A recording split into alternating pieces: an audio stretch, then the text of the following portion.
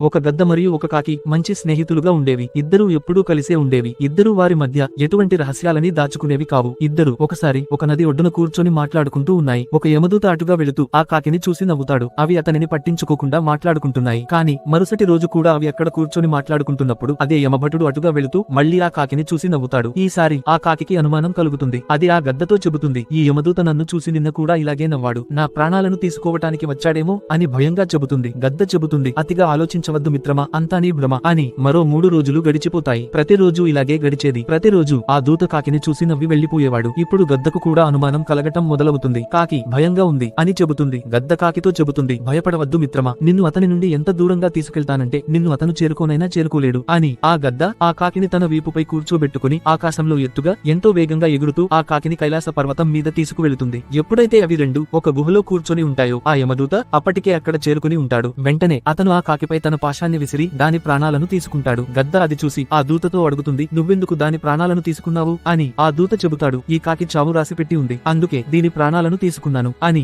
ఆ గద్ద అడుగుతుంది, నువ్వెందుకు ఆ అడవిలో దానిని చూసి నవ్వేవాడివి, అప్పుడే దాని ప్రాణాలను తీసుకోవచ్చు కదా అని. ఆ దూత బదులిస్తాడు, ఈ కాకి చావు ఈ పర్వతం పైనే రాసిపెట్టి ఉంది, కానీ దీనిని చూసి నాకు ఆశ్చర్యంగా అనిపించేది. ఇంత చిన్న రెక్కలు కలిగిన పక్షి ఇంత వేగంగా ఇంత దూరం ఎలా ఎగురుకుంటూ రాగలదు అని. అందుకే నవ్వుకునేవాడిని. కానీ ఆశ్చర్యకరమైన విషయం ఏమిటంటే దీని ప్రాణ స్నేహితుడివైన నువ్వే దీన్ని ఇక్కడ చేర్చటానికి సాయపడ్డావు అని చెబుతాడు. కాబట్టి ఎంత ప్రయత్నించినా మృత్యువును ఎవ్వరూ తప్పించుకోలేరు, దానిని మనం స్వీకరించి తీరాలి.